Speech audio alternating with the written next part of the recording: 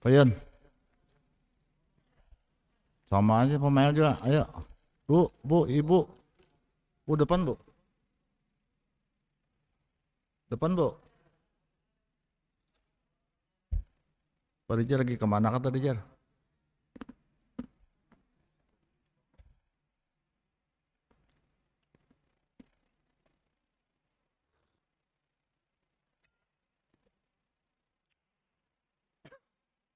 Manis Pak.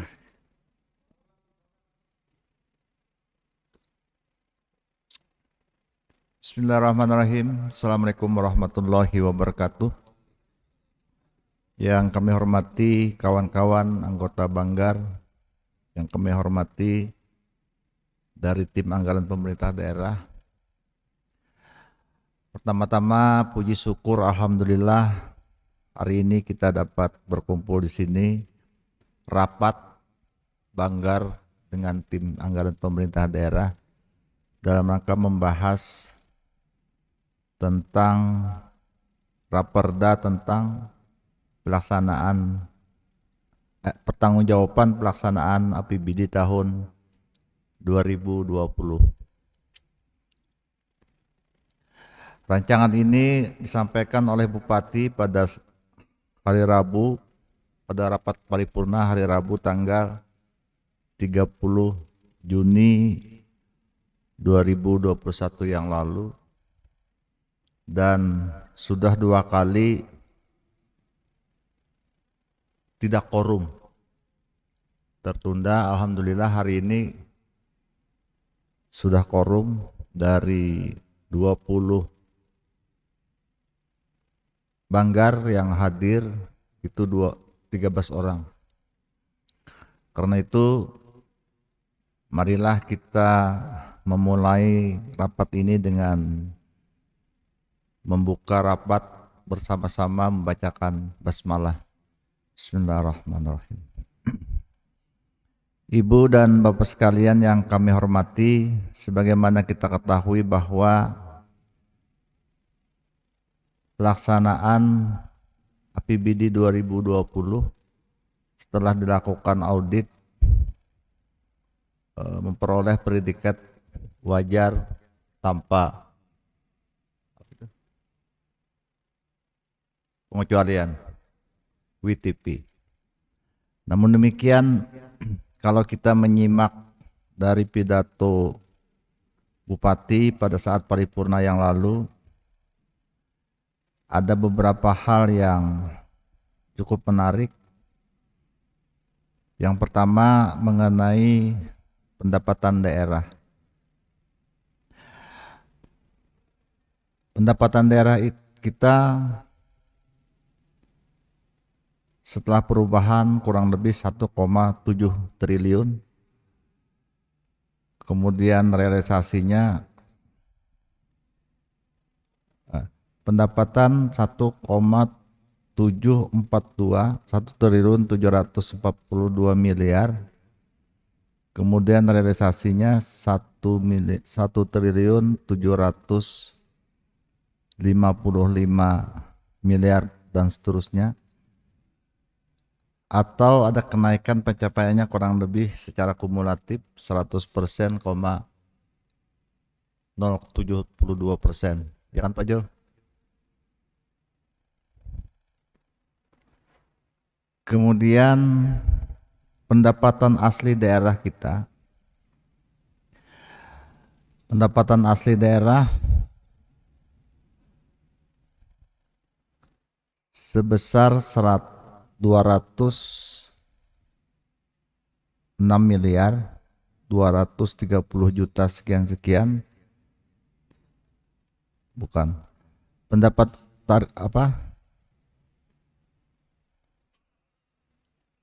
target 180 miliar 617 juta sekian, kemudian realisasinya adalah 206 miliar 230, atau secara kumulatif ada kenaikan sebesar 14,18% dari target.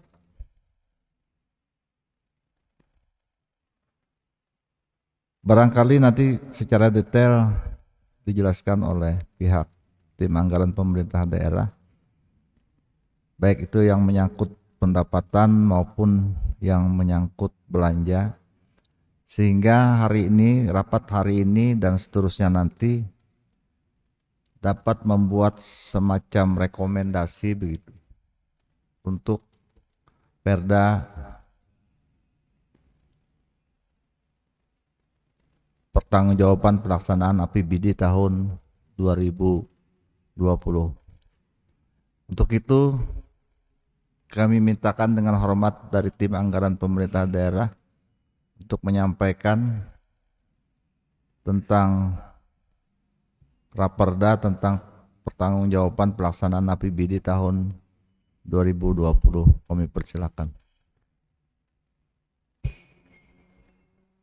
Bismillahirrahmanirrahim. Assalamualaikum warahmatullahi wabarakatuh. Yang ulun hormati Bapak Pimpinan Badan Anggaran beserta seluruh anggota, teman-teman dari tim anggaran pemerintah daerah Kabupaten Banjar. Dari yang sudah disampaikan Bapak Pimpinan rapat tadi sebagai pengantar, ini mungkin ulun izin melengkapi Pak beberapa hal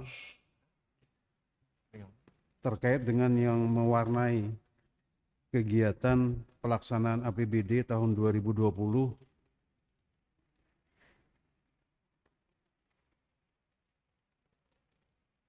Jadi dari pelaksanaan APBD 2020 ini yang agak khas dari sisi belanja.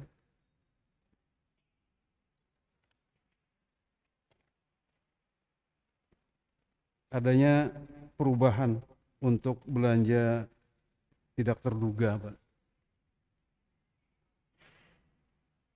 Jadi belanja tidak terduga ini dialokasikan menjadi 68 miliar.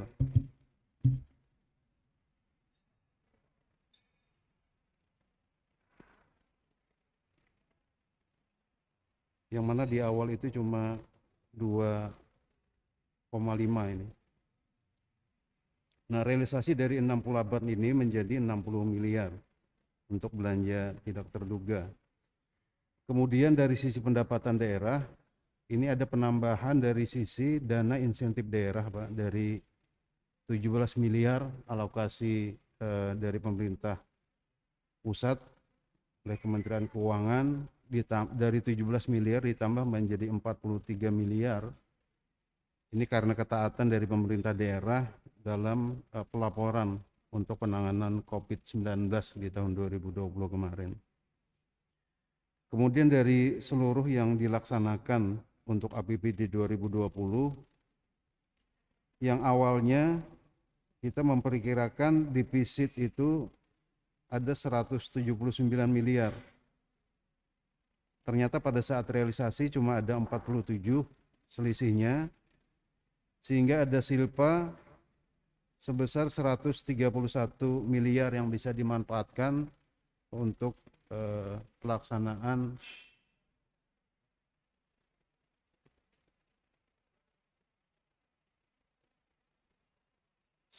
mohon maaf 131 miliar yang harus ditutup ini untuk APBD 2021. Untuk APBD 2020 ya bisa dimanfaatkan 131 miliar kemarin. Nah ini perkiraan kita dari 131 ini Pak, ini menyangkut yang APBD 2021 kan kemarin silpanya dipatok sekitar 206, sehingga ada selisih sekitar 70 yang kelebihan kelebihan perkiraan untuk silpa tahun 2020 ini. Nah untuk seluruh kegiatan memang ini berjalan dengan lancar semuanya. Terbukti dengan tertibnya kita menyusun laporan keuangan ini sehingga yang ke-8 kali masih mendapatkan opini wajar tanpa pengecualian dari auditor BPK. Cuma yang menjadi catatan kemarin memang dari sisi laporan badan usaha milik daerah Pak, yang agak harus kita kejar-kejar waktu penyampaiannya karena hampir pada limit waktu yang diperkirakan kemarin. Nah, mungkin itu saja yang dapat kami sampaikan sebagai bahan yang kita sudah jalankan untuk menyusun laporan keuangan daerah pada tahun 2020 kemarin Pak. Mungkin itu yang dapat ulun sampaikan. Nanti beberapa hal mungkin bisa kita pertajam untuk diskusi bahan selanjutnya. Terima kasih. Assalamualaikum warahmatullahi wabarakatuh. Waalaikumsalam warahmatullahi wabarakatuh. Ada tambahan dari tim anggaran pemerintah daerah? Ada tambahan? Tidak ada. Baik, terima kasih. Sebelum kami mintakan kawan-kawan Banggar, mungkin perlu diinformasikan Pak bahwa dari hasil audit yang berujung adanya predikat wajar tanpa pengecualian, tentunya ada catatan-catatan Pak dari auditor terhadap pelaksanaan APBD 2020. Nah, catatan-catatan itu bagi kami cukup penting mengetahuinya. Karena itu kami mohon barangkali perlu diinformasikan juga Pak, catatan-catatan dari hasil auditor begitu. Dari hasil auditor. Silakan Pak.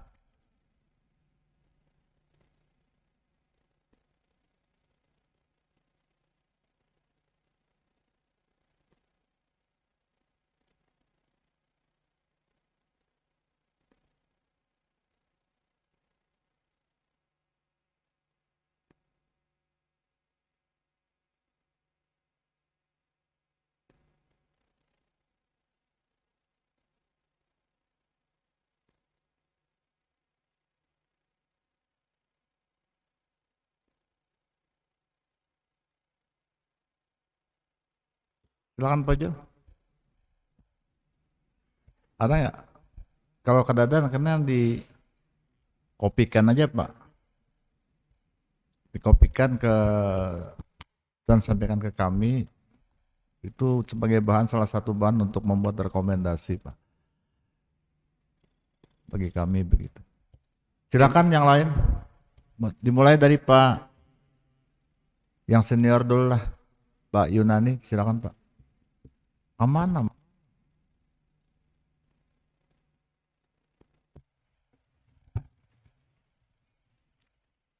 Terima kasih. Assalamualaikum warahmatullahi wabarakatuh. Yang sama-sama kita hormati pimpinan rapat, Wakil Ketua DPRD Kabupaten Banjar beserta anggota Badan Anggaran DPRD Kabupaten Banjar yang hadir pada hari ini. Yang sama-sama kita hormati tim anggaran eksekutif Kabupaten Banjar yang hadir pada hari ini. Tadi kita menyimak sedikit apa yang disampaikan oleh Pak Jul mewakili daripada tim anggaran pemerintah daerah, yang mana ada perbedaan dari sisi belanja kita maupun dari pendapatan belanja kita. Yang mungkin yang kita perdalam di sini tadi dikatakan bahwa kita mendapatkan predikat WTP ya, wajar tanpa pengecualian.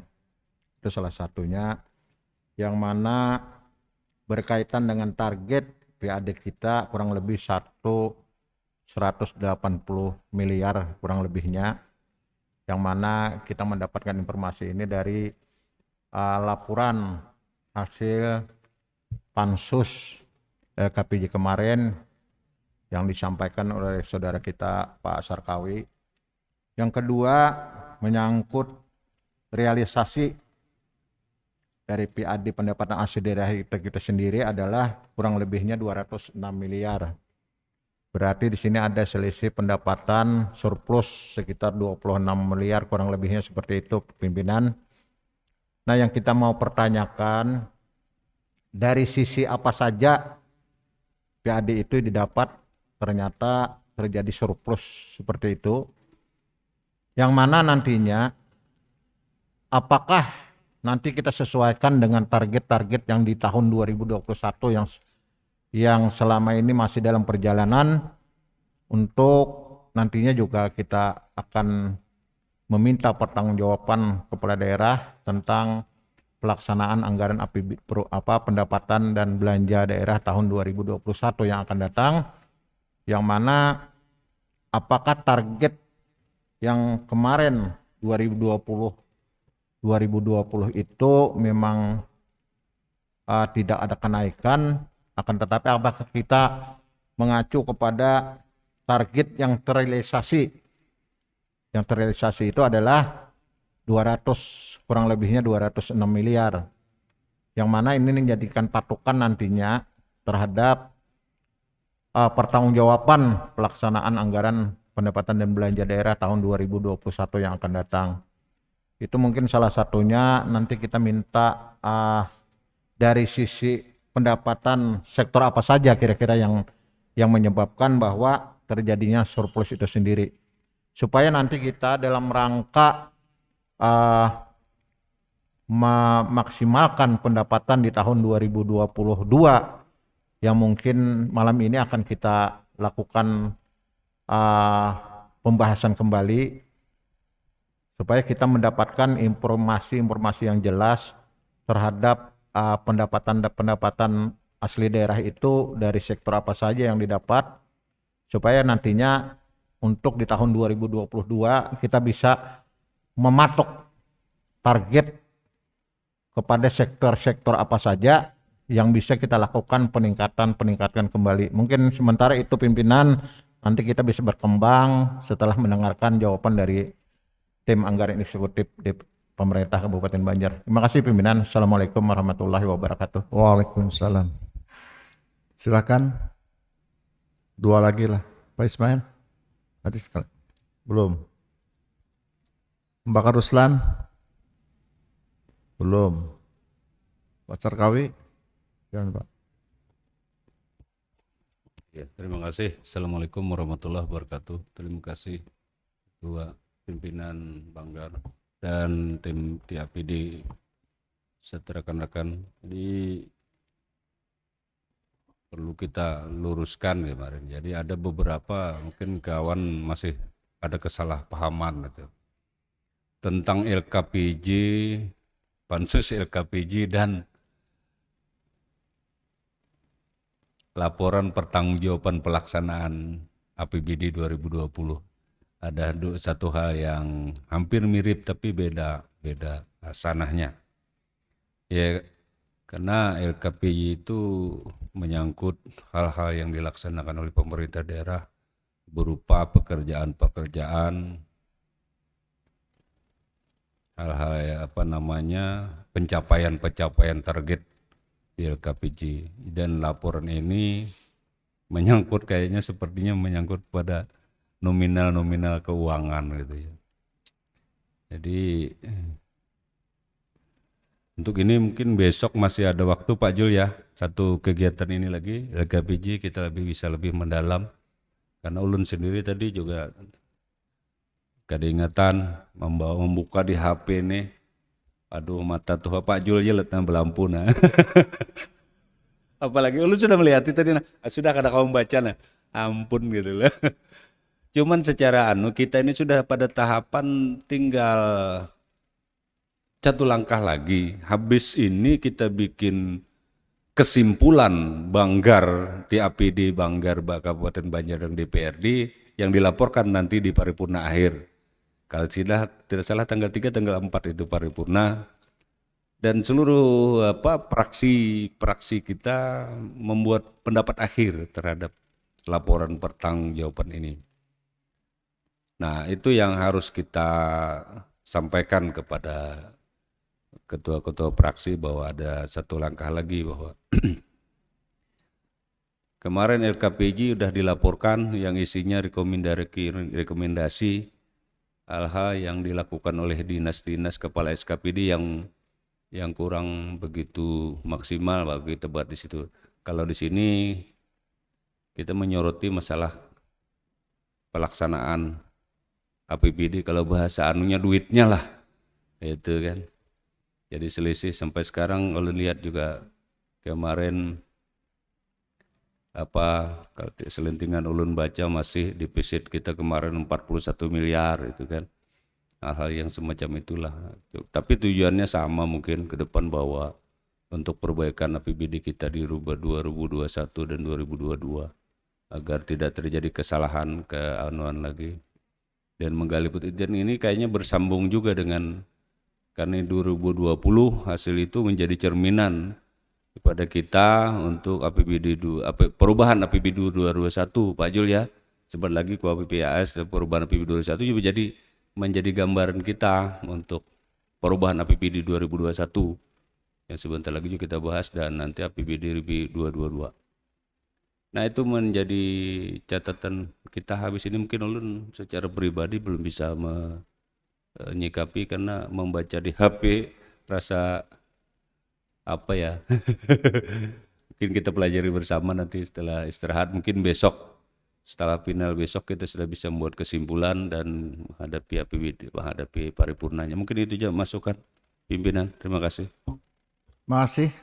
Silakan Pak Jul dijelaskan apa yang disampaikan oleh Pak Yunani tadi. Iya, makasih Pak. Jadi yang pertama yang disampaikan Bapak pimpinan tadi, nanti akan kami ringkaskan Pak. Ini beberapa catatan dari auditor. Ini kebetulan juga kami juga bersama dengan inspektorat ini.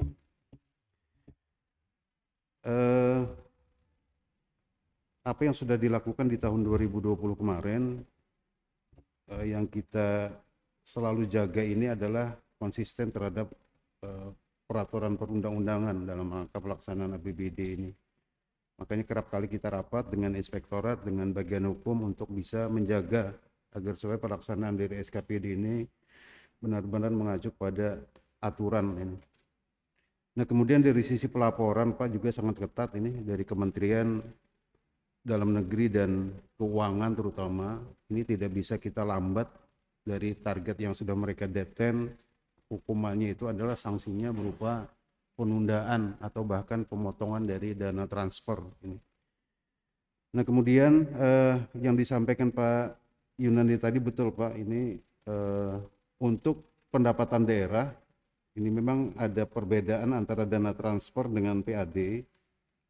Jadi kalau pendapatan transfer ini cuma 98,59%, jadi ada penurunan dari 1,496 targetnya, ini realisasi 1.475.000.000, jadi ada 98%. Nah yang lebih dari target ini adalah dari unsur PAD. Dari 180 miliar pada APBD 2020 awal ditargetkan, kemudian realisasinya menjadi 206, ada 26 miliar ini selisihnya. Dari mana saja capaian ini diperoleh? Ini sebagaimana yang sudah kita diskusikan pada saat pembahasan PAD. Yang pertama dari pajak Pak Yunani, dari pajak ini targetnya 56,7 tercapai 76,8. Nah kalau komponennya ini pajak hotel targetnya 1,5, realisasi 2,1. Kemudian pajak restoran targetnya 3 miliar, realisasi 5,3 miliar. Kemudian pajak hiburan realisasi 125 juta, target 125 juta, realisasinya 134. Kemudian pajak reklame target 1.750.000.000, realisasinya 2,1 miliar. Pajak penerangan jalan target 22 miliar, realisasi 24,7 miliar. Pajak parkir targetnya 480, realisasi 647. Pajak air tanah target 130, realisasi 184 juta. Kemudian pajak sarang walet ini, pajak sarang burung walet target 10 juta, realisasi 11.193.000.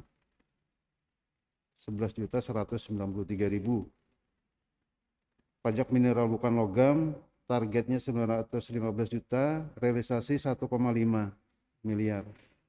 Kemudian PBB target 6,8 miliar, realisasi 6,4 miliar.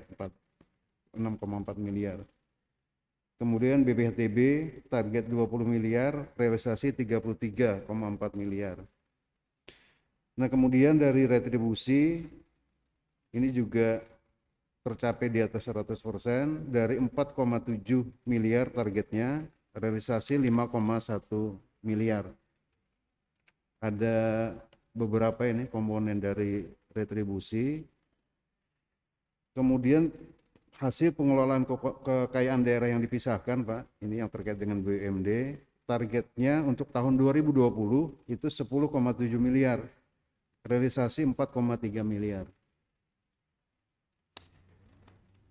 Jadi sepertinya hampir seperti itu gambarannya juga yang terjadi di tahun 2021. Mungkin itu, Pak, yang agak menyolok ini, Pak Yunani, memang dari pajak, Pak, dari pajak ini.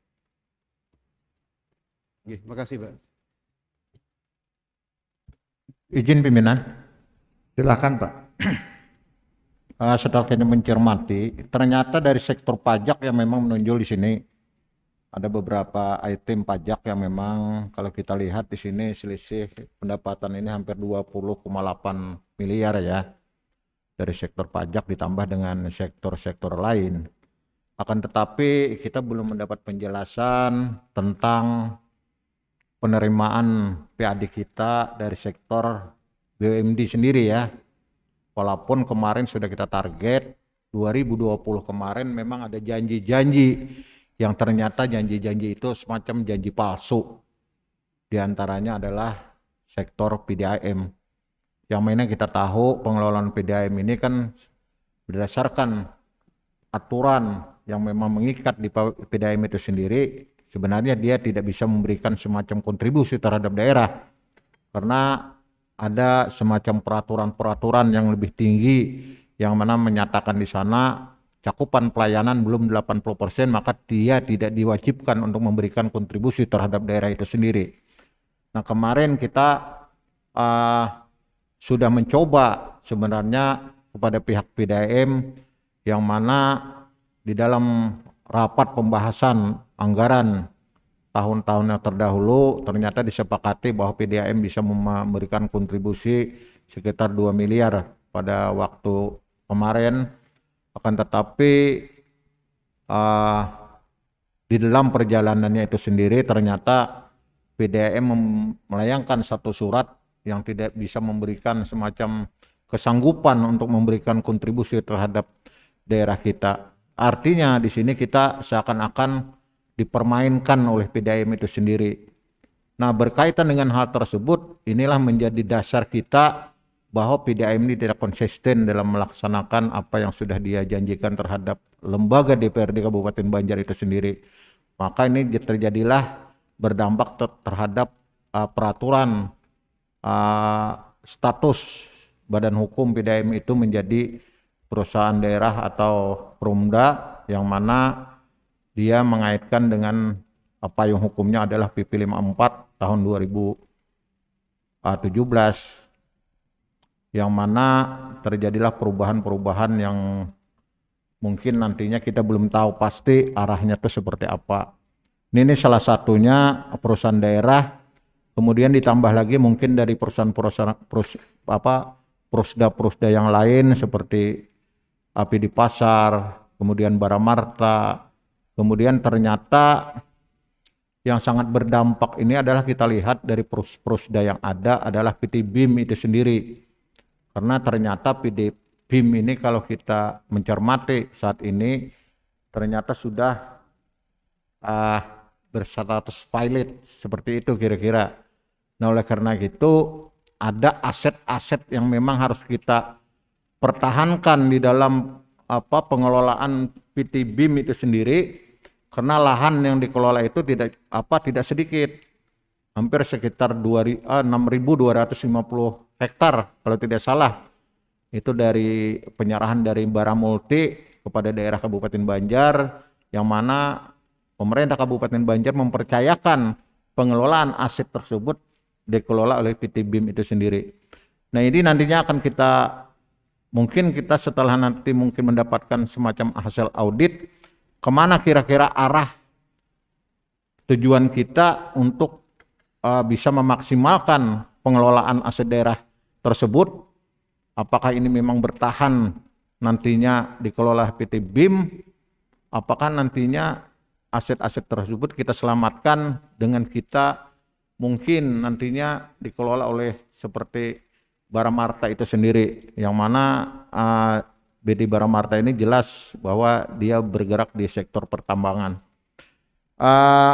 Mungkin kalau kita melihat daripada laporan tadi, yang mana yang lebih signifikan ini adalah dari sektor pajak sebenarnya. Nah, kita nantinya akan mencoba menggali lagi, kalau sektor pajak ini kan pasti ada perubahan, seperti PPHTB, seperti pajak bumi dan bangunan, yang mana 2 tahun terakhir ini kan sangat marak ini pembangunan perumahan yang ada di Kabupaten Banjar. Ini pasti berdampak yang terjadi perubahan atau terjadi peningkatan. Nanti konsep-konsepnya itu seperti apa? Yang jelas perubahan itu sendiri seperti PBB, seperti perumahan tipe 36 setelah dimiliki oleh debitur, ternyata itu dilakukan perubahan menjadi tipe, ada yang tipe 70, ada mungkin tipe yang hampir tipenya 100 lebih. Nah, ini menjadi dasar perubahan-perubahan yang berkaitan dengan NJUP itu sendiri. Yang mana NJUP ini kan ada perubahan, kalau pajak buminya mungkin tetap, akan tetapi pajak bangunannya akan selalu berubah. Nah, dari perubahan-perubahan itu kan nantinya cukup signifikan juga, kita akan mendapatkan tambahan-tambahan, artinya kita anggap ini sebagai amunisi baru kita yang menempatkan sumber PAD kita ini lebih bisa kita tingkatkan. Seperti itu pimpinan, terima kasih. Assalamualaikum warahmatullahi wabarakatuh. Waalaikumsalam. Silakan Pak Jo, tanggapi Pak. Mungkin Kabak Hukum tadi menambahkan Pak, ini masalah BIM ini, Pak Yun, BIM ini sekarang di ujung tanduk Pak. Jadi kemarin Senin itu ada rapat antara Dirjen apa itu? SDM dengan Bupati melalui Zoom. Nah, ini nasibnya kayak apa? Tapi informasi yang kami peroleh itu bahwa PKP 2B-nya ini akan diambil oleh Dirjen, Pak. Mungkin nanti Kabak Hukum bisa menambahkan lah. Saya tidak mengikuti rapat hari Senin tadi karena kita memang tidak diundang kan. Cuma dari surat itu kayaknya bakalan hilang Pak, PT BIM nih. Nah, sementara yang diundang itu Bupati, yang kedua Gusti Hairiansah, yang ketiga Pak Nasrun, dan mereka diundang itu sebagai pemegang saham. Nggak tahu sahamnya berapa, nggak tahu juga. Silakan. Silakan Pak Jo. Sebagai tambahan, izin pimpinan, kita berbicara menyangkut daripada bukan status BIM-nya pimpinan. Status BIM-nya ini sudah jelas kita melihat, akan tetapi bagaimana upaya kita untuk menyelamatkan aset yang kita kelola itu pimpinan. Nah, jangan sampai nanti yang mungkin aset berupa lahan yang sekitar 6.250 hektar tersebut kurang lebihnya, angka pastinya mungkin kita tidak menyebutkan di sini, akan tetapi ada aset yang memang yang diserahkan oleh Baramulti terhadap pemerintah daerah itu sendiri. Jadi kalau status BIM-nya silahkan, kalau mau itu dilikuidasi ya tidak. Yang penting bagaimana aset ini bisa kita pertahankan. Nah, oleh karena kalau aset ini kita pertahankan, berarti kita bisa menambah amunisi baru kita, yang mana target-target akan terjadi di 2022 yang akan datang. Terima kasih pimpinan. Justru itu Pak, aset ini PKB 2B-nya ini mau diambil Pak. oleh Dirjen begitu. Nah, saya makanya nanti kita minta informasi dari eksekutif Pak, karena hari Senin tadi ada rapat antara Dirjen dengan Bupati sebagai pemegang saham, kemudian Gusti Heriansah sebagai pemegang saham, Bapak Nasrun apa? Siapa ya? Nasrun Sah sebagai pemegang saham begitu. Nah ini Pak anunya, hari Senin tadi kita belum tahu informasinya apa. Nanti mungkin Bu Buan sebelah ini bisa menginformasikan kita. Kalaupun hari ini belum bisa menginformasikan, tolong nanti dicari tahu dengan Bupati apa sih hasil rapatnya begitu. Sehingga kalau memang saya kemarin berpesan dengan waktu itu, waktu penguburan Kiai Haji almarhum Halilur Rahman, saya berpesan waktu ketemu Pak Bupati hari Minggu itu, Pak, tolong pertahankan Pak ini. Kalau enggak, habislah sudah PKP 2B kita begitu. Nah, tapi karena yang diundang Bupati, kita ya mungkin ya nanti tolong dijelaskan lah oleh pihak Bupati. Silakan Pak Jul. Oke, makasih Pak. Jadi ini memang bersambung dari yang kita bahas dari laporan pertanggungjawaban pelaksanaan APBD 2020 ini sebagai bahan rekomendasi atau perbaikan kita untuk pelaksanaan APBD 2021 dan selanjutnya 2022. Jadi dari sisi pajak Pak Yunani betul ini harus kita link nanti dengan target-target yang sudah kita rumuskan di tahun 2022. Jadi seperti apa tren yang harus kita naikkan. Laporan keuangan tahun 2020 ini satu cerminan bahwa ini sudah masuk masa pandemi 2020 ini, pendapatannya terlihat seperti ini. Artinya untuk tahun selanjutnya ini otomatis akan bisa kita tren naik karena dari 2019 dia sudah turun.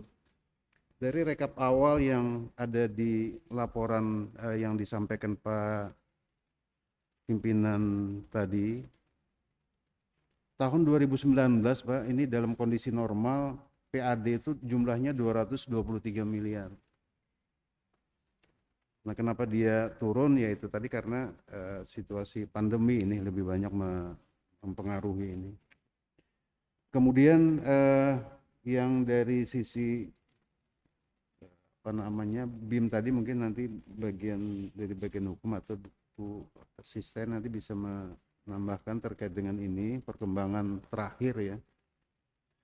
Kalau memang sudah dipilotkan, ini kan pertanyaannya apakah asetnya tadi bisa dimanfaatkan atau seperti apa yang ditanyakan oleh Pak Yunani ini. Mungkin silakan Pak Putra mungkin.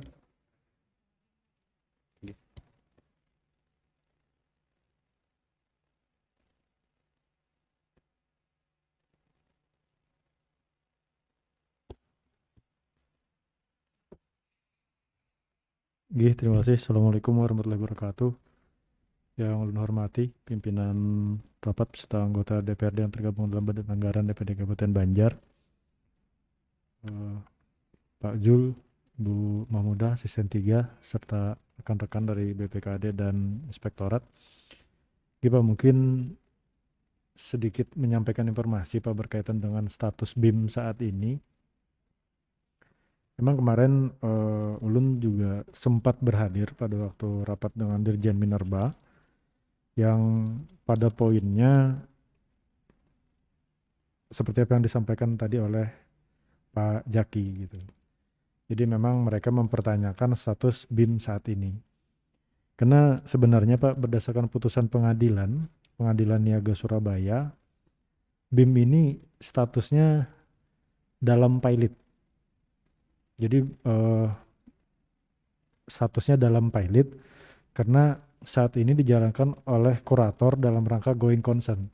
Jadi artinya tetap melaksanakan aktivitas pertambangan dalam rangka menyelesaikan utangnya kepada para kreditur, seperti itu. Memang kemarin kalau tidak salah saya tangkap dari Dirjen Minerba, mereka tidak mengenal istilah dalam pilot. Jadi mereka kalau memang pilot, kalau memang masih dimiliki oleh pemerintah kabupaten, tolong selesaikan permasalahannya, seperti itu. Memang mereka ada menyampaikan beberapa solusi yang itu juga akan coba dilaksanakan oleh pemerintah daerah. Salah satunya mencoba untuk berkomunikasi dengan para kreditur, Pak, terkait dengan penyelesaian piutang ini. Jadi pemerintah daerah diminta berkomunikasi dengan para kreditur dengan nilai piutang berdasarkan putusan pengadilan itu sekitar 34 miliar. Apa 36, mohon maaf belum lupa, Pak. Memang yang jadi salah satu pertimbangan kenapa kemarin nilai itu pada saat beberapa kali rapat penyelesaian ini pada peningkatan status pilot itu adalah kita sebenarnya minta bantuan audit BPKP, Pak, berkaitan dengan nilai piutang BIM. Apakah memang sebesar itu? Yang berdasarkan nilai perhitungan audit BPKP, nilai yang memang ada ditanggung oleh BIM itu hanya sekitar 7 miliar. Makanya ini juga yang menjadikan kehati-hatian pemerintah daerah dalam mengambil langkah, Pak.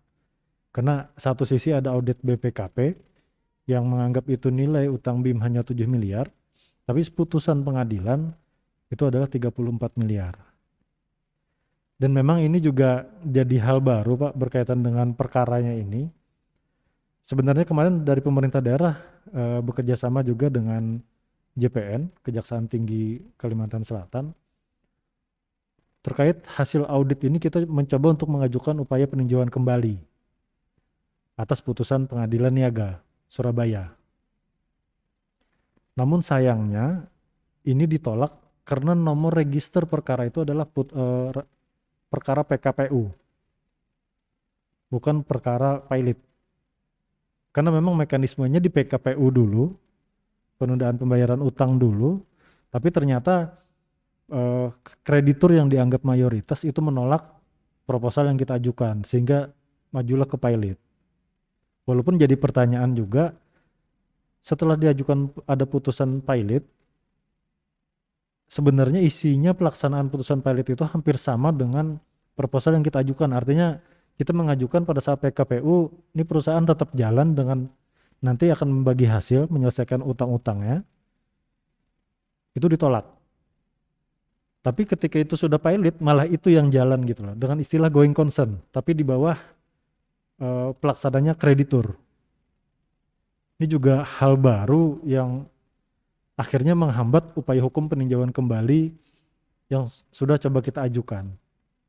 Makanya dari Dirjen Minerba juga tetap mengejar itu, jadi mereka menyarankan coba dirangkul para kreditur bagaimana ini penyelesaiannya sehingga status pilot ini bisa dicabut.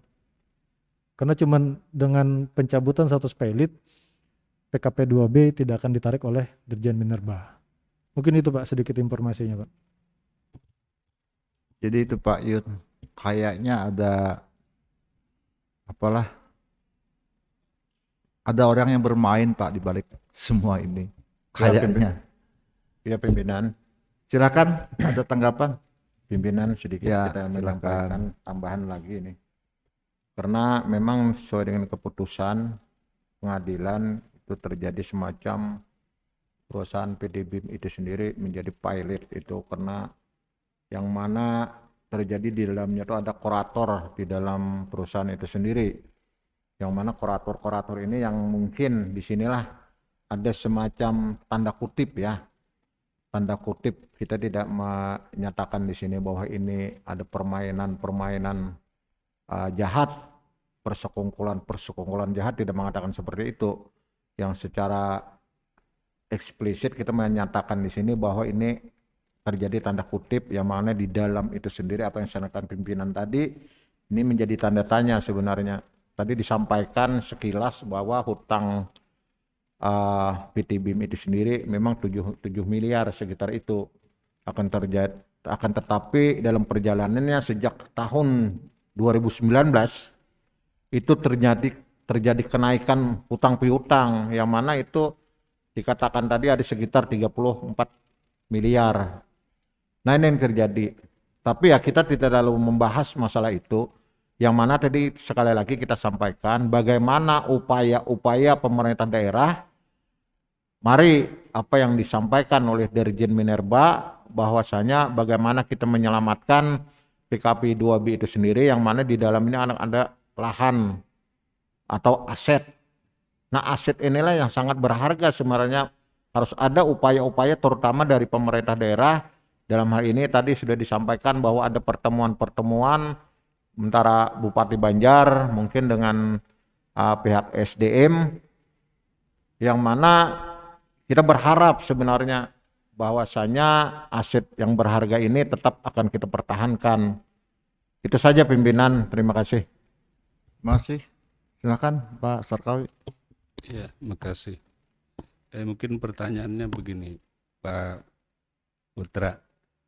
Kemarin kalau tidak salah ada PT BIM itu mau mengajukan perubahan Perda yang sampai sekarang kita belum tahu sampai mana. Pertanyaan dasarnya, apakah dalam posisi seperti ini sebuah solusi mungkin kita percepat itu perubahan Perda menghilangkan holding company-nya itu menjadi PT. Jadi keberadaannya tuh ada gitu loh. Apakah menjadi solusi gitu kan? Ya kan?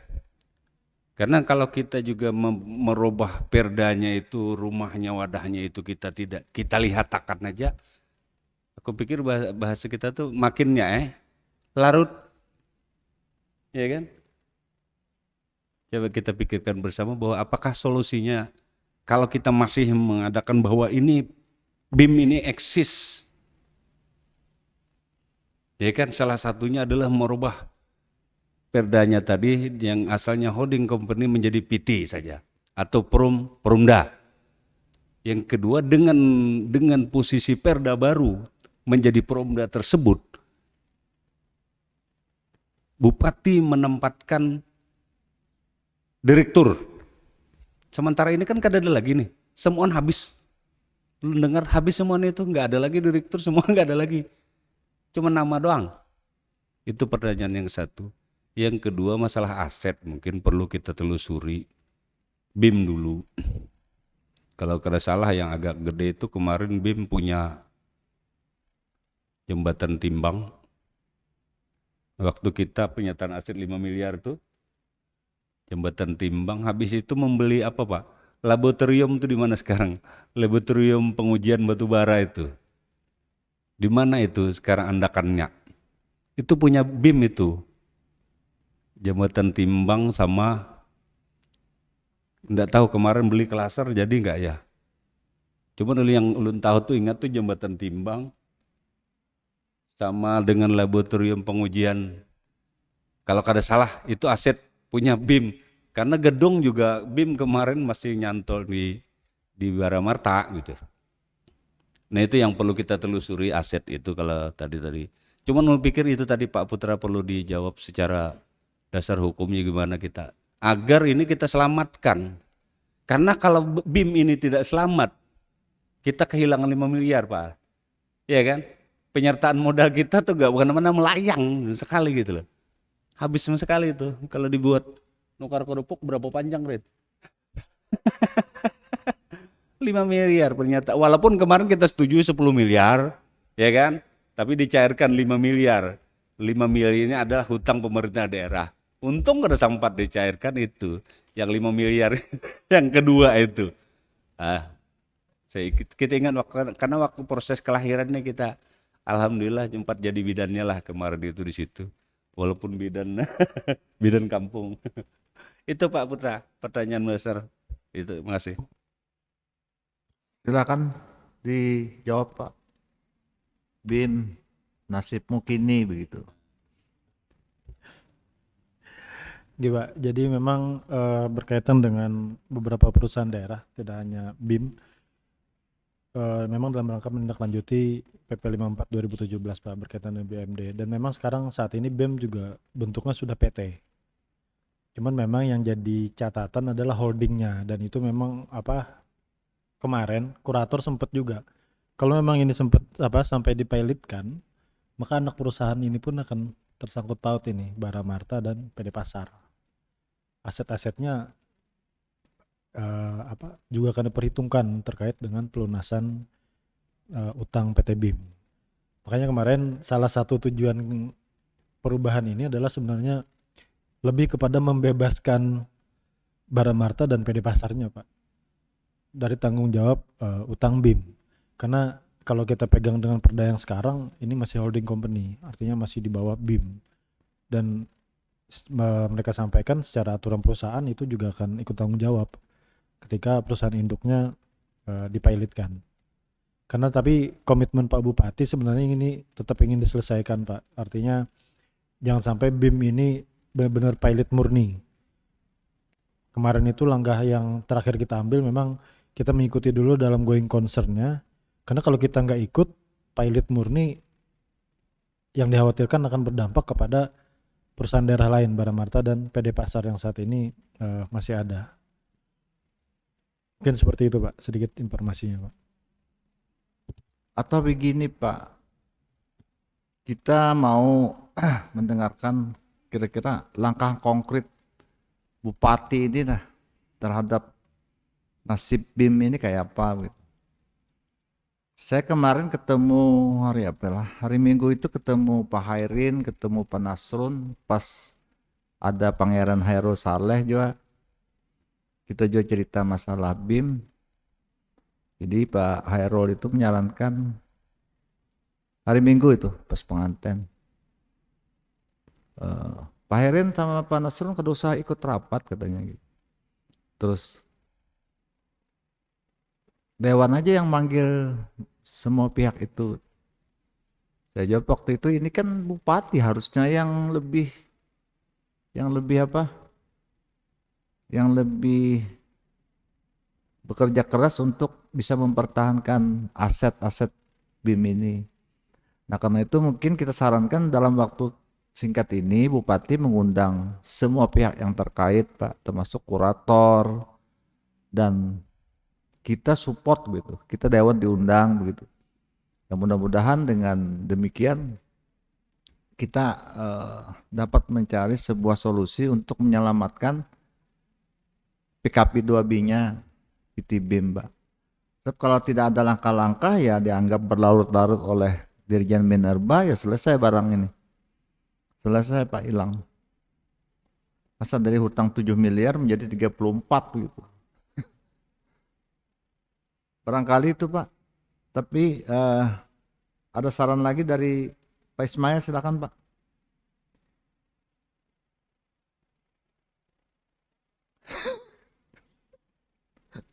Silakan Pak Ismail.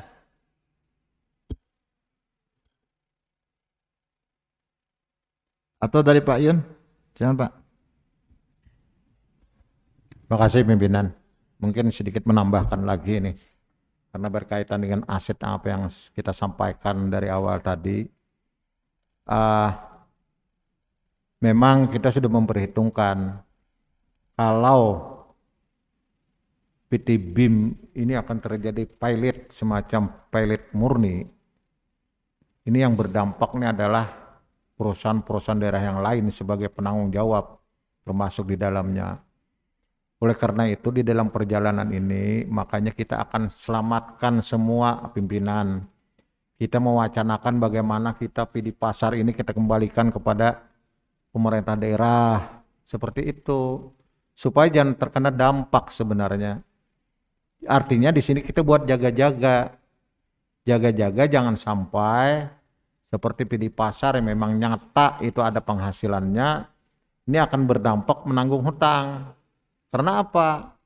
Karena BIM itu sendiri adalah memang sangat jelas posisi hukumnya itu adalah sebagai holding. 2013 kita pernah pertanyakan ke Kementerian SDM pada waktu dulu 2013 ini kita kebetulan diterima langsung oleh Dirjen Minerba itu sendiri bahwasanya kata Dirjen kami tidak ikut bertanggung jawab sebenarnya karena dikatakan sekali lagi pada saat itu BIM ini menjadi semacam posisinya menjadi abu-abu, katakanlah ada yang mengatakan itu PT, ada yang mengatakan bahwa di sisi lain adalah sebagai holding. Nah, kalau sebagai holding berarti kan ada anak perusahaan di bawahnya. Antara lain Baramarta, PD Pasar, sebelum dikulidasi itu pun ada LDM kan. Mungkin pimpinan sementara ini kan lebih tahu bagaimana posisi LDM yang sebelum dilikuidasi kan. Ternyata di sana adalah posisinya sebagai anak perusahaan di bawah holding yang dipimpin oleh PT BIM itu sendiri. LDM yang ada di Gambut Mangkrak itu kan semua semacam aset-asetnya kada jelas lagi. Wah, mesin-mesinnya itu semua bekas kalau kita lihat karena kita berdekatan dengan perusahaan itu sendiri. PT LDM itu Lumbung Desa Modern kan namanya. Nah, oleh karena itu dalam pembelajaran itulah kenapa kita getol kemarin itu ingin bahwa PD Pasar itu sudah dikembalikan saja ke pemerintah daerah pengelolaannya supaya itu jelas dan penerimaan itu bisa dilakukan secara maksimal. Jadi kita tidak istilahnya itu bertengkar di dalam pembahasan untuk memberikan target-target pendapatan terhadap perusahaan daerah itu sendiri. Kalau di pemerintah daerah sudah jelas apakah dia akan termasuk pengelola parkirnya, apakah di samping pengelola pasarnya itu sendiri, itu jelas. Kalau dulu kan udah pasar itu ya PD Pasar yang dulunya memang dinas pasar, tapi kan pengelolaan parkirnya kan ditangani oleh dinas perhubungan. Artinya di situ jelas penerimaannya itu bisa kita target. Karena apa? Karena orang-orangnya di dalamnya ini orang-orang pegawai-pegawai yang memang ditunjuk untuk mengelola ada semacam OPT yang kita berikan kepercayaan terhadap pasar itu sendiri. Nah, mungkin seperti itu pimpinan, tujuan-tujuan kita itu kan jelas kalau kita sama-sama kita akan berupaya untuk memaksimalkan penerimaan daerah di sektor PAD kita, ya kita sama-sama lah.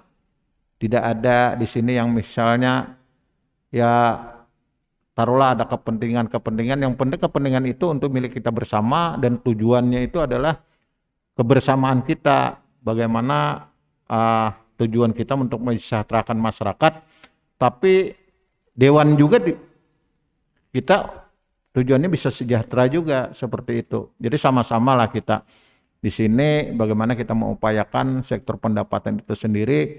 Jangan sampai seperti ini timbul-timbul BIM ini kan mempunyai hutang 34 miliar yang memang hutang ini katakanlah kita juga bingung dari sisi mana hutang itu akan terjadi seperti itu pimpinan. Terima kasih pimpinan.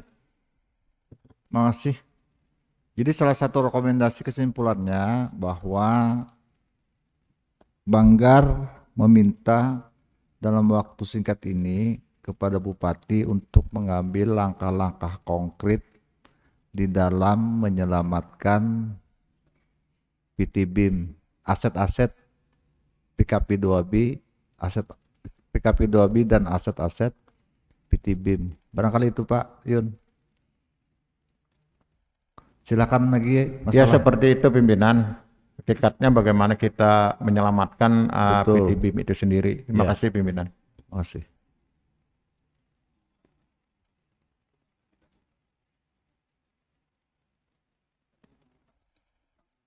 Silakan, ada tambahan? Selain masalah BIM,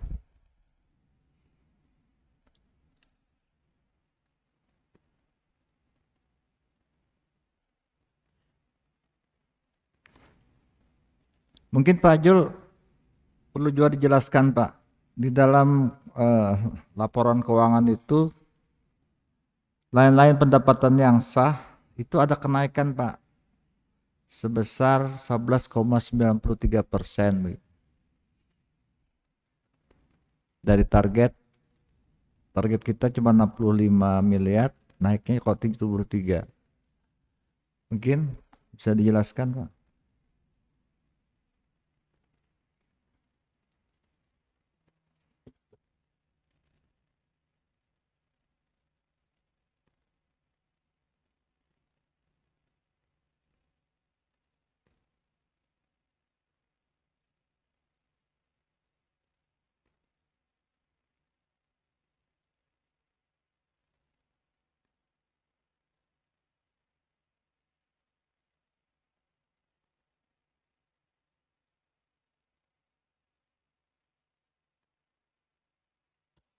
izin Bu Asisten. Yang dari lain-lain pendapatan asli daerah yang sah Pak, sebagai komponen keempat dari PAD, untuk tahun 2020 itu anggaran atau targetnya 108 miliar, realisasinya 119 miliar. Komponen yang termasuk dari lain-lain PAD yang sah ini adalah yang pertama, ini hasil penjualan aset daerah yang tidak dipisahkan. Ini kemarin dari lelang mobil-mobil itu Pak, sepeda motor bekas yang sebelumnya tidak kita anggarkan tahun 2020. Ini memperoleh hasil 650 juta. 650 ribu, mohon maaf. Kemudian penerimaan jasa giro ini ditargetkan 6,7 miliar, realisasinya 7 miliar 52 juta. Kemudian tuntutan ganti rugi kerugian daerah, targetnya 7.500.000, realisasi 21.250.000. Kemudian pendapatan denda atas keterlambatan pelaksanaan pekerjaan dari 5,8 juta anggarannya, atau target realisasi 47 juta, 47,8 juta. Pendapatan denda pajak ini yang ditargetkan 117 juta, realisasi 343 juta. Kemudian pendapatan dari pengembalian ini targetnya 1,1 miliar, realisasi 1,8 miliar. Pendapatan BLUD ini yang besar Pak, dari rumah sakit, targetnya 84, realisasi 100,6 miliar. Kemudian pendapatan dana kapitasi atau JKN, ini memang ada penurunan, targetnya 15,2 miliar, realisasi 9,5 miliar. Kemudian pendapatan sewa barang milik daerah ini 118 juta, sama dengan yang sudah ditargetkan, dianggarkan. Kemudian lain-lain PAD yang sah lainnya ini 1,6 juta, ditargetkan realisasi 149 juta. Jadi totalnya target 108 juta, realisasi 119 juta, Pak. 119 miliar, mohon maaf. Jadi yang besar ini memang dari rumah sakit, Pak. Iya. Baik, Pak Jur, makasih. Mungkin kami mohon informasi Pak, aset-aset pemerintah daerah kita ini apa aja yang selama ini menyumbang ke PAD Pak?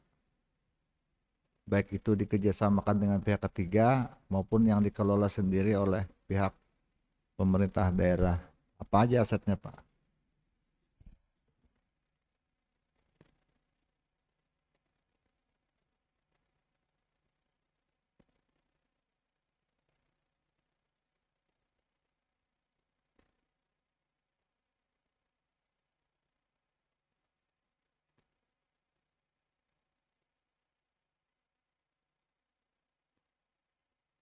Kita peroleh ini Pak, memang dari daftar, nanti akan kita sampaikan juga daftarnya Pak Pimpinan.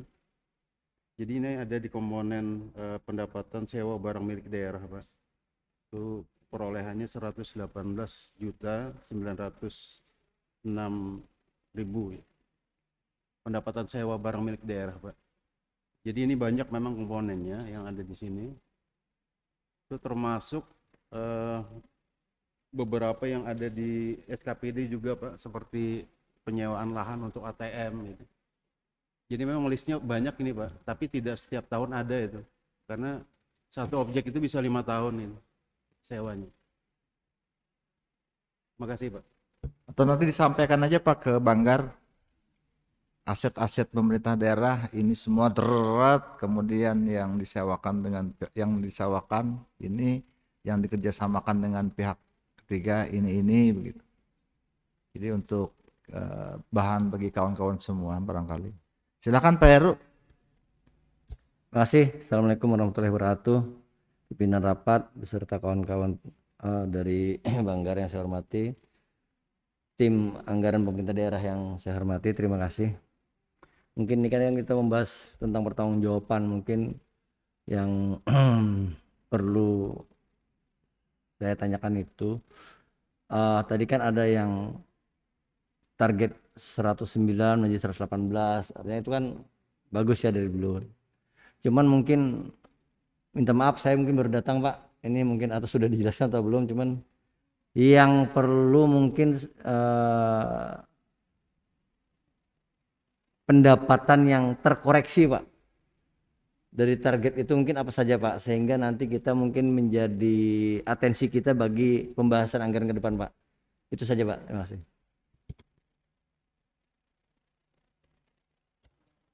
Iya, makasih Pak. Ini memang yang mungkin dari tadi malam juga banyak dibahas ini. Yang paling signifikan ini memang dari pengelolaan BUMD Pak. Targetnya kalau tahun 2020 ini kami bisa sampaikan. Kalau PD Bara Marta Pak ya, itu targetnya 2020 itu 8,1 miliar. Ini 8,1 Pak. Realisasinya 1,7. Kemudian PD Pasar ini memang sesuai dengan yang ditargetkan, ada 373 juta. Nah kemudian Bank Kalsel ini sama dengan yang ditargetkan 2,1 miliar 140 juta.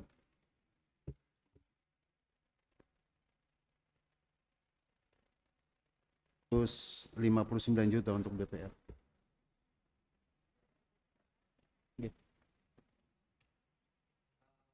Izin pimpinan.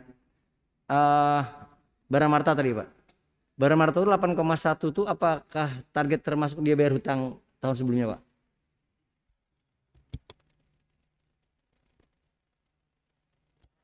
Ya jadi memang untuk perhitungan ya. Nanti kalau nanti malam ada yang membidangi nih Pak Heru. Memang untuk target ini biasanya kita seperti tahun 2021 sekarang. Ini kan nanti di bulan Oktober katanya baru ada beberapa perhitungan itu yang bisa dikonkretkan Pak. Dari hasil produksi kan, mereka hitung itu mendapatkan laba bersih sekian, 55% akan disetorkan ke kas daerah berdasarkan perda yang mengatur ini. Gitu. Sih Pak, menjadi malam ini juga artinya saya rasa apalagi pimpinan kan juga mengerti tentang transaksi batubara ya. Kita mungkin itu juga yang bisa kita maksimalkan, karena kemarin juga minta maaf, kita target kemarin itu memang melalui perdebatan dan kajian juga. Jadi karena memang mereka waktu itu ada terhutang setoran sebenarnya.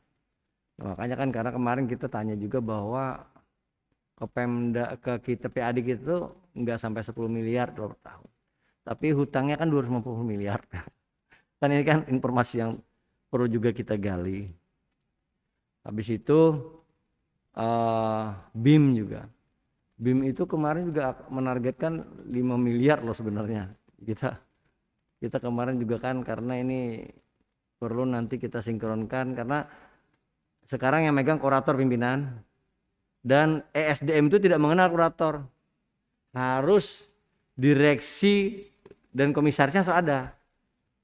Nah ini juga perlu sekarang saya rasa eksekutif juga kemarin sudah mengirim surat ya untuk seleksi fit and proper test ya untuk pimpin direksi dan pengawas ya. Direksi dan komisaris karena dia PT sudah. Dia sudah PT. Nah itu mohon pimpinan juga nanti suratnya dicek. Saya rasa itu harus segera karena itu menjadi persyaratan di SDM kalau kita untuk kepengurusan BIM ini. Nah ini yang perlu kita perhatikan karena kepentingan daerah, jangan sampai kita lengah di situ. Karena saya mendengar informasi bahwa kurator juga bingung juga. tentang apa kewenangan dia. Sampai-sampai kemarin dia juga akhirnya menggunakan KTT dari PSD juga, dari BIM. Nah, jadi kan ini perlu kita luruskan apa-apa kewenangan kurator. Sekarang apa-apa yang menjadi kewajiban kita agar kita bisa menyelamatkan minimal yang 5 miliar modal saham itu bisa, jangan sampai itu hilang. Saya rasa kalau batubara Pak pimpinan hafal ya, kalau hutang-hutang 40 miliar itu saya rasa sekelas PKP 2B ya, yang sekarang mungkin namanya bukan PKP 2B, kayak izin usaha produksi khusus ya. Nah, jadi apa nggak ada lagi sekarang G2B gitu, apa G. Jadi sekarang betul-betul semua izin. Nah, ini yang perlu kita selamatkan juga saya rasa dari perusahaan batubara ini. Mungkin demikian, terima kasih pimpinan. Masih. Jadi sesuai kesepakatan kita rapat malam tadi bahwa malam ini semua direksi BUMD kan kita undang, Pak. Nanti kita minta pertama RKAP mereka untuk tahun 2020, rencana kerja perusahaan, kemudian laporan keuangan mereka, realisasi dari itu. Nah, dari situ kita bisa melihat berapa sih anunya gitu, berapa batu bara yang keluar, berapa segala macam. Nah, nanti malam mungkin kalau mereka membawa itu ya insya Allah terjawab lah apa yang disampaikan oleh Pak Heru. Kemudian yang khusus BIM, Pak, kemarin Senin kan diundang tuh Bupati lewat meeting Zoom oleh Dirjen Minerba. Nah, tadi diinformasikan oleh Pak Putra bahwa ada upaya-upaya yang diinginkan oleh Dirjen Minerba oleh pemerintah daerah dalam rangka menyelamatkan PKP 2B dan aset-aset. Nah, ini kita minta langkah konkretnya apa begitu. Jadi langkah konkretnya apa sehingga bisa terselamatkan Pak PT BIM ini. Ini harapan kita. Nah, kalau perlu nanti waktu pada saat rapat Bupati dengan kurator dengan yang lain-lain, kita dewan dilibatkan gitu. Mungkin kita bisa memberi saran, pendapat atau support paling kada dukungan terhadap eksistensi atau penyelamatan dari PKP 2B-nya PT BIM. Barangkali itu Pak Heru. Silakan Pak. Izin pimpinan. Jadi kita beberapa kali sudah memang karena direkturnya tidak ada, komisaris tidak ada, maka kemarin kurator kita beberapa kali kita coba undang komisi 2, tapi mereka tidak mau datang. Yang kemarin kalau nggak salah ada informasi alasannya yaitu mereka mau ketemu bupati dulu. Nah, ya itu mungkin Bupati langsung. Nah, Bupati jadi yang kan undang Pak. berarti malam ini kita tidak mungkin membahas BIM karena nggak ada orang yang hadir, iya kan? Nah, saya rasa nanti pimpinan bisa menjadwalkan bagaimana nanti antara kepentingan daerahnya dengan kurator bisa kita clearkan agar BIM bisa eksis. Terima kasih. Masih.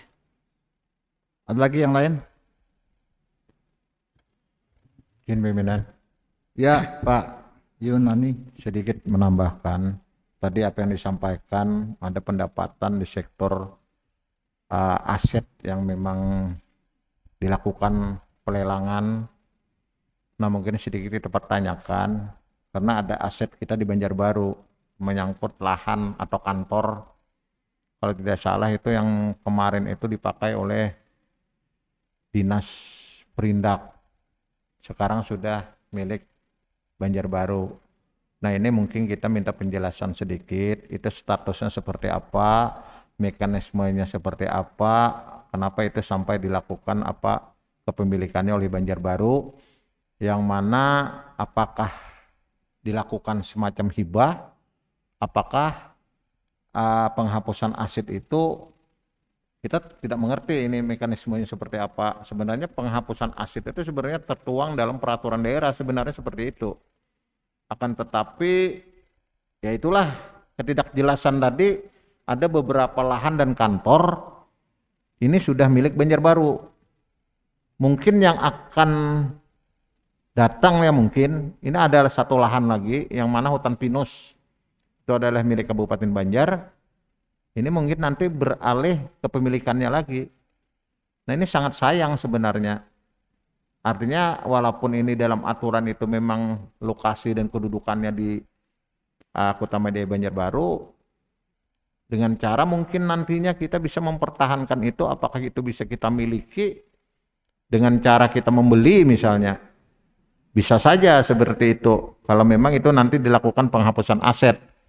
Kita berharap yang tersisa di Banjarbaru ini adalah hutan pinus.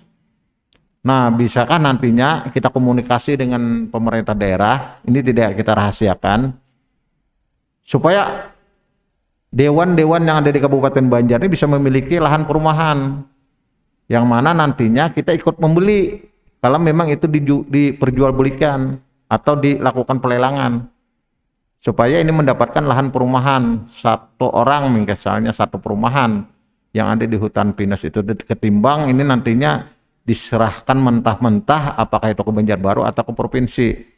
Nah, kita inginkan pindah penjelasan yang mengenai itu tadi perkantoran yang ada di Banjarbaru, terutama yang sekarang dimiliki oleh Kota Medan Banjarbaru, udah ditempati oleh Dinas Satpol PP sekarang. Seperti itu pimpinan, terima kasih. Terima kasih. Silakan Pak Jul sebagai kepala aset. Kepala aset Pak Jul kalau.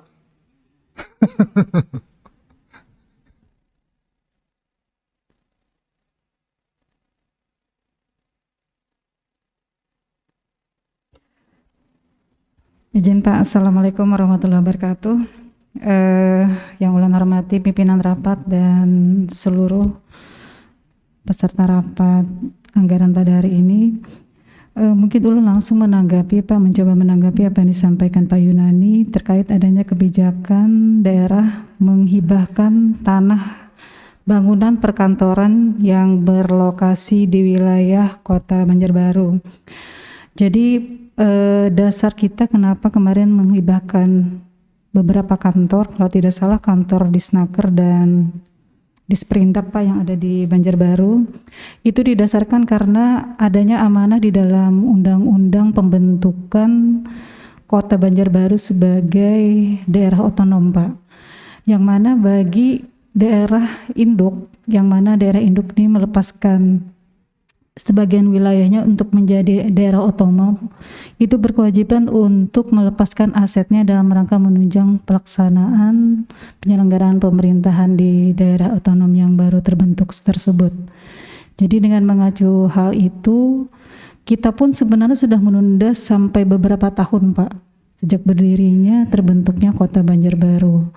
Dan baru beberapa tahun kemudian kita melakukan penghibahan tersebut karena memang kita tidak ada alasan lagi untuk mempertahankan yang mana amanah undang-undang tersebut sangat jelas sekali untuk dilaksanakan dalam waktu segera. Itu menjadi dasar pertimbangan. Kemudian untuk aset kita lainnya Pak, berupa tanah hutan pinus, perlu kami sampaikan bahwa tanah tersebut sudah kita jadikan sebagai objek penyertaan modal ke PDAM. Jadi itu masih menjadi status tanah pemerintah Kabupaten Banjar, namun statusnya tanah yang aset yang dipisahkan Pak. Jadi statusnya sudah kita jadikan objek penyertaan modal ke PDAM. Mungkin itu Pak yang bisa kami sampaikan, terima kasih. Berkaitan dengan aset. Silakan. Hutan pinus. Tahu Pak Jul langsung pinus. Maka biar Pak Yunani bisa sebuah seorang itu rumah itu. Yang saya ketahui berdasarkan rapat resmi saya waktu di provinsi, hutan pinus itu Banjarbaru punya sertifikat 2 hektar yang di depan SMA 2 itu. Ada sertifikat itu. Kita nggak bisa masuk kecuali itu nanti ranahnya sudah hukum, ya kan? Kalau ada yang menggugat, ranahnya hukum. Yang saya pertanyakan, yang tadi diserahkan aset sebagai aset daerah ke PDAM untuk dikelola PDAM, sekarang itu sudah mempunyai legal hukumnya enggak kepemilikan kita? Jadi kemarin gini Pak, tanah yang kita hibahkan, yang kita jadikan penyertaan modal itu merupakan penyerahan dari provinsi dalam bentuk surat dari provinsi. Nah, jadi dengan adanya penyerahan kewenangan tersebut, karena pada saat itu PDAM perlu adanya pengembangan areal, jadi lokasinya pas posisi di Banjarbaru, jadi itu kita jadikan sebagai salah satu penyertaan modal, mengingat memang pada saat itu Kabupaten Banjar belum bisa melakukan pengelolaan maksimal, Pak. Dan kemudian kebetulan pada saat itu PDAM memerlukan area tersebut, Pak, untuk pengembangan peralatan kalau tidak salah pada saat itu. Jadi memang itu merupakan aset dari provinsi yang diserahkan ke pemerintah Kabupaten Banjar. Seperti itu, Pak. Ini menurut saya terbalik, Bu. Ada nggak provinsi punya alas haknya itu? Pertama ya. Yang kedua, ini kita jangan dipolitiki provinsi, Bu. Minta maaf. Saya kemarin ngotot kita harus kuasa itu sehingga spam punya provinsi itu menjadi aset kita tanahnya. Sehingga akan kita hitung itu menjadi pertambahan nilai saham kita di PDAM. Kalau dibolak-balikan provinsi menyerahkan kita, saya rasa tidak tepat. Karena itu provinsi nggak pernah punya postum Indonesia itu, Bu. Nggak pernah punya dia. Jadi yang saya minta kemarin itu malah kita sekarang cepat. Kemarin juga Pak Jul ya, sempat kita komunikasikan. Cepat Pak Jul, ini alasnya kita urus, ya kan? Karena juga di luar sana juga ada orang yang menuntut juga. Yang keluarga Salim ini Pak Jaki tahu ya. Ya kan? Nah jadi dulu perpinjaman apa-apa alasnya. Tapi kalau kita bisa ini mengusahakan bahwa ini milik Kabupaten Banjar, berarti spam provinsi itu yang Bakula itu ya, yang Banjar Bakula itu mereka berarti menggunakan aset kita sehingga bisa kita hitung itu sebagai penambahan nilai saham kita di PDAM. Tapi kalau saya mendengar tadi berarti seolah-olah provinsi mengasihkan ke kita, ini yang perlu diluruskan pimpinan. Jangan sampai itu terbalik, nanti kita malah gak dapat apa-apa. Terima kasih. Silakan Bu. Maksud Pak Heru ini pertama, penyerahan Pemprov itu apa dasarnya begitu? Apakah ada sertifikat kepemilikannya? Nah kemudian kalau memang ada penyertaan modal kita ke PDAM itu harusnya diapresial dulu berapa sih nilainya itu.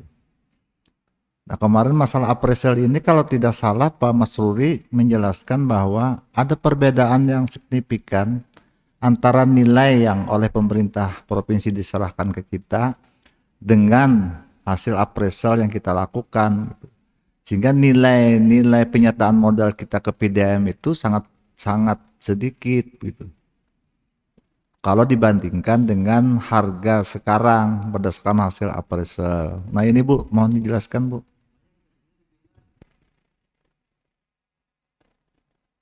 Ya. Oke, makasih Pak. Jadi mungkin perlu kami sampaikan Pak, kronologis awalnya itu memang Pak, tanah yang kita jadikan objek penyertaan modal ke PDAM itu memang berasal dari provinsi Pak. Kemudian pada saat kita lakukan penyertaan modal, pada saat itu kan ada program dari pemerintah provinsi untuk melakukan pengembangan Banjar Bakula Pak, spam Banjar Bakula. Dan mereka memang memerlukan area lahan di sekitar hutan pinus tersebut. Jadi pada saat itu mereka menawarkan Pak bahwa tanah itu akan dikonversikan sebagai bagian saham penyertaan modal Kabupaten Banjar di dalam PDAM Pak. Seperti itu Pak. Jadi mereka bukan mengambil Pak. Jadi itu dikonversikan berapa nilai dari tanah yang dijadikan sebagai area pengembangan spam tersebut untuk dijadikan penambahan penyertaan modal di PDAM.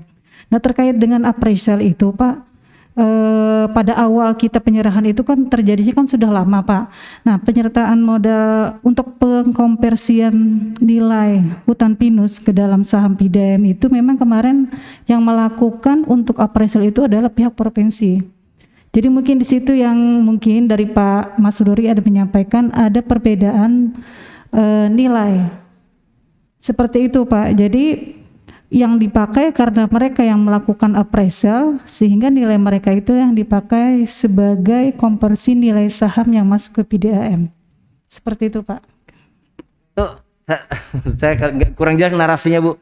Tadi narasi Ibu tadi kan pertama bahwa provinsi menyerahkan ke kita kan. Itu. Asal usulnya Pak dari provinsi Pak. Memang asal usulnya itu dari provinsi Pak. Kemarin itu ada surat Pak, surat untuk pengelolaan yang menyerahkan kepada pemerintah Kabupaten Banjar. Asal mulanya Pak, asal mula kronologis awal. Tapi itu kita jadikan karena kita diberikan kewenangan pada saat itu dan dalam pengelolaannya karena itu justru menjadi kewenangan kita pada saat itu, maka itu kita jadikan sebagai penyertaan modal ke PDAM. Kenapa Pak? Pada saat itu Pak pengelolaannya, karena kan pada saat itu wilayah itu kan masuk wilayah Kabupaten Banjar Pak, Tanpinus pada saat itu. Pimpinan, jadi saya luruskan ini, minta maaf saya harus membawa cerita dulu Pak, pimpinan.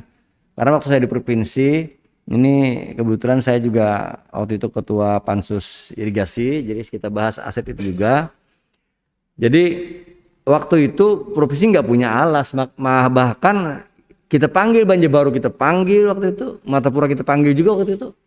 Matapura nggak bisa melihatkan anunya apa alasnya, Banjarbaru saja yang memperlihatkan sertifikat 2 hektar.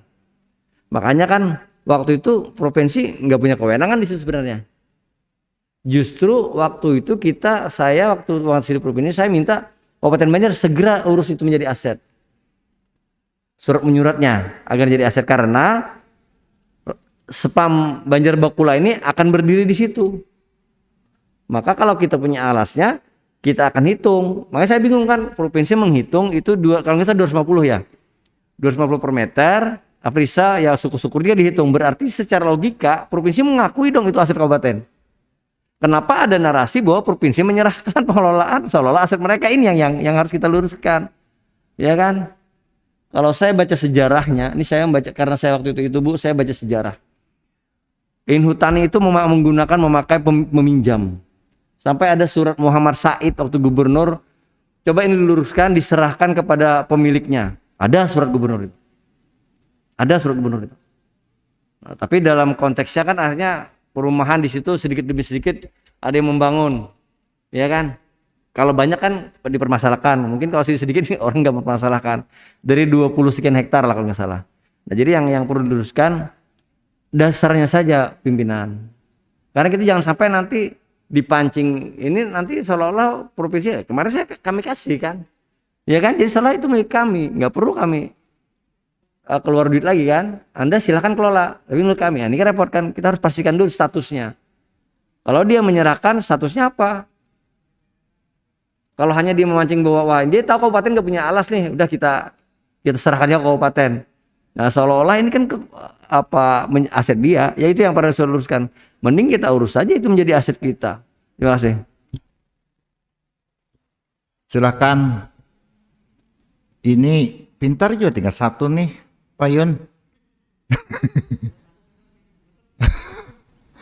Jadi dia menyerahkan nih, ini ibaratnya nih. Nah, wadah lah kujurung lonikam. Tapi wadah ini kompresikan ke PDAM kan gitu. Nah, harusnya wadah ini begitu kita terima, ya kalau begitu kita terima nih, kita ulah dasar alas hak kita. Nah, masalahnya kita nanti mengkonversi ke PDAM ini kan berdasarkan hasil appraisal yang sudah kita miliki. Ini kan barang kita.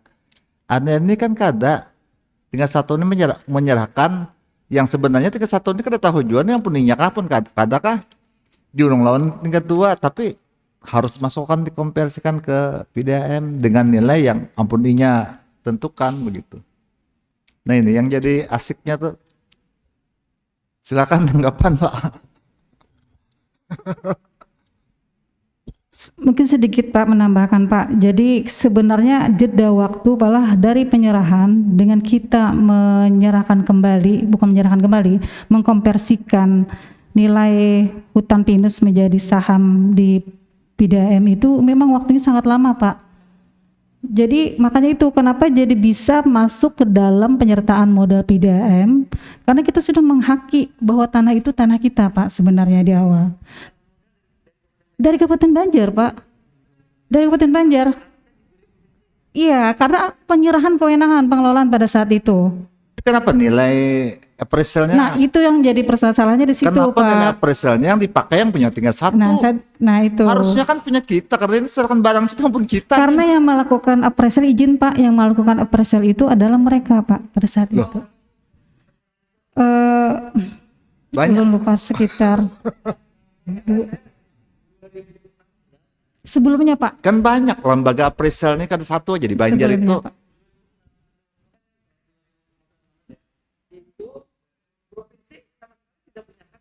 Iya. Iya. Hmm.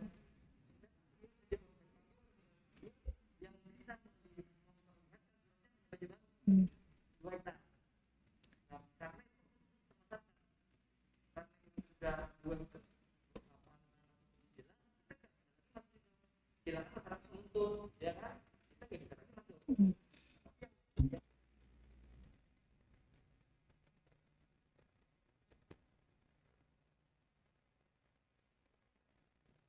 Jadi penyerahan itu dalam hal pengelolaan Pak. Makanya kemarin dengan adanya penyerahan pengelolaan itu oleh Kabupaten Banjar, kita merasa karena memang tidak bisa maksimal mengelolakan, makanya kita jadikan sebagai objek penyertaan modal ke PDAM. Nah, kemudian dalam perjalanannya Pak, karena adanya program untuk spam Banjar Bakula, dan mereka memerlukan area tanah tersebut, sehingga kemarin pada saat itu PDAM menyampaikan permohonan kepada Pemda adanya keinginan dari provinsi untuk membeli tanah tersebut dalam rangka untuk pengembangan spam Banjar Bakula tersebut Pak. Tapi karena posisi tanah itu merupakan aset yang dipisahkan, tentunya kan PDAM harus izin dulu ke pemerintah Kabupaten Banjar. Nah pada saat itu karena ada sama-sama kepentingan untuk kepentingan Banjar Bakula, akhirnya dari pemerintah Kabupaten Banjar bersedia untuk mengkonversikan tanah tersebut, jadi nilainya itu dimasukkan untuk penambahan penyertaan modal kita di PDAM. Karena Bu, yang dikasihkan pengelolaannya bukan asetnya kan? Aset, kalau aset ada buktinya dong. yang jelas itu sudah kita jadikan penyertaan modal pada saat itu Pak. Ibu, saya logikakan saja. Provinsi misalnya anggap saya dia punya pinus, ya kan? Lalu dia menaruh spam di situ kan, Banjar Bakula kan? Lalu disuruhnya Kabupaten Banjar menagih ke dia 250.000 per meter. Logis nggak? Ya kan? Gini, kan diserahkan nih. Aset ini serahkan Kabupaten Banjar ya. Habis itu kami naruh ini ya, kami bayar. Logikanya kan mereka itu, ya kami ini minta ini nggak usah ditagih ya, sisanya kalian kelola, logikanya ya. Makanya saya bingung juga kalau provinsi menyerahkan. Harusnya begitu, kalau pengelolaan mungkin masih bisa kita dalami, tapi kalau aset saya bingung. Alasnya apa? Nah, ini Kabupaten Banjar Bu, untuk membuat itu harus ada jelas. Nanti kalau memang begitu tagih saja. Kita sangat senang kalau misalnya provinsi menyerahkan, tak kita tagih alasnya. Kita tagih saja alasnya. Ya kan? Nah, itu ya yang paling penting kalau dia menyerahkan ya mana alasnya. Kalau hanya sekedar surat Bu, bisa nggak itu nanti menjadi alasan kita untuk membuat sertifikat? Ya kan? Itu yang menjadi persoalan. Kita senang sekali diberi, cuman menurut saya ya agak aneh juga provinsi memiliki di situ. Karena Banjarbaru pun tidak dari provinsi. 2 hektar itu saya baca itu tidak dari provinsi. 2 hektar itu Banjarbaru yang sudah sertifikat. Makanya kan minta maaf pimpinan. Ini agak sedikit, akhirnya kita tidak bisa mengapresiasi secara normal tadi, maaf ya. Ya kan? Harusnya mungkin itu kalau 500.000 itu pasti payu lah gitu. Secara umum.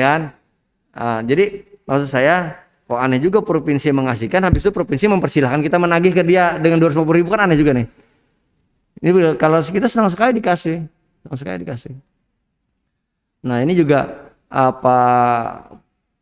PDAM juga kan diberi aset begitu juga, mereka harus jelas juga alasnya. Jangan sampai nanti di surat saja ini pengelolaannya diserahkan Kabupaten Banjar, tapi alasnya tidak jelas. Ini perlu dipertanyakan. Jadi supaya nanti pinus itu betul-betul clear sudah.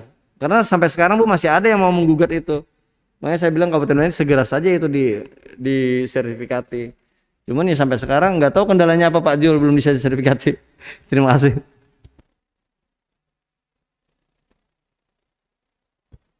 Mungkin kayaknya aja Bu. Kalau bisa dokumen yang berkenaan dengan pinus bisa disampaikan ke kita. Mungkin nanti kita bisa bahas lagi Pak. Kita pelajari begitu. Bu, iya. Silakan kalau ada yang lain lagi. Ya pimpinan, ini menarik.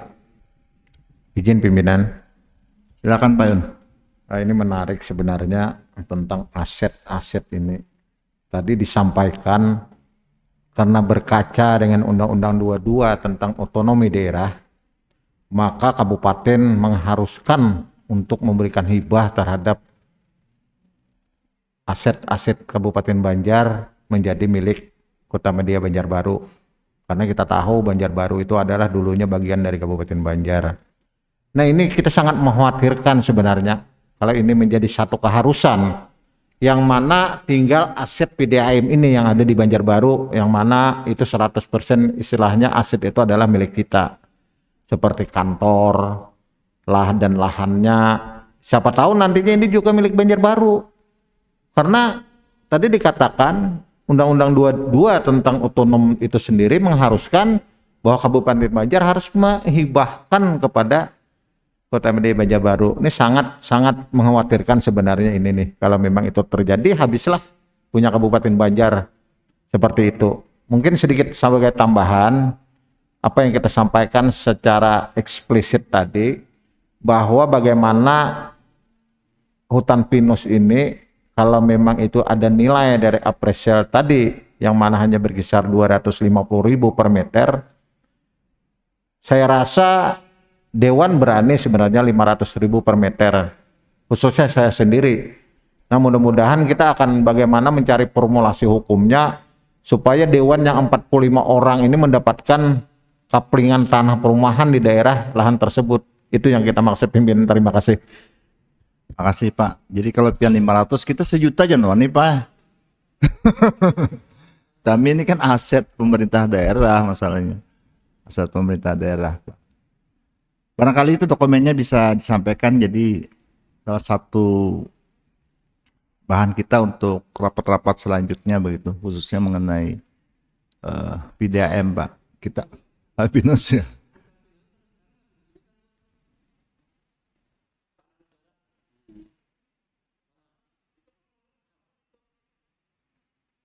Kan kalau kita minta kan kita minta dokumennya, tadi sudah disertifikati, mungkin kita bisa lihat semuaan dari surat penyerahannya pemerintah provinsi ke kita, dasarnya apa, kan dari dokumen-dokumen itu bisa kita pelajari semua. Barangkali itu. Silakan, ada yang lain lagi? Kalau tidak ada, kita lanjutkan besok kalau ada hal-hal yang perlu kita bahas lagi.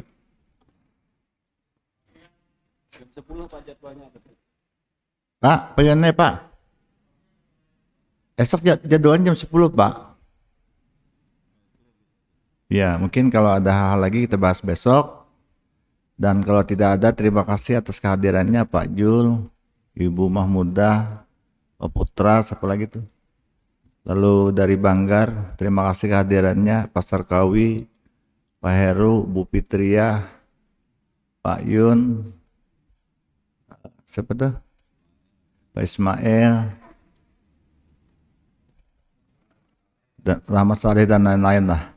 Terima kasih, kita tutup rapat ini dengan sama-sama banyakan hamdalah. Alhamdulillahirabbil alamin. Assalamualaikum warahmatullahi wabarakatuh. Lanjut yang SOTK. Ditutup apa disyukur pimpinan? Supaya diskor. jelas ini, nanti kalau ditutup kita akan Maaf, Pak, ulang lagi. ini karena yang mimpin rapat belum makan Pak sampai jam 3. Jadi rapat kami skor untuk kita lanjutkan besok. Belum makan Pak.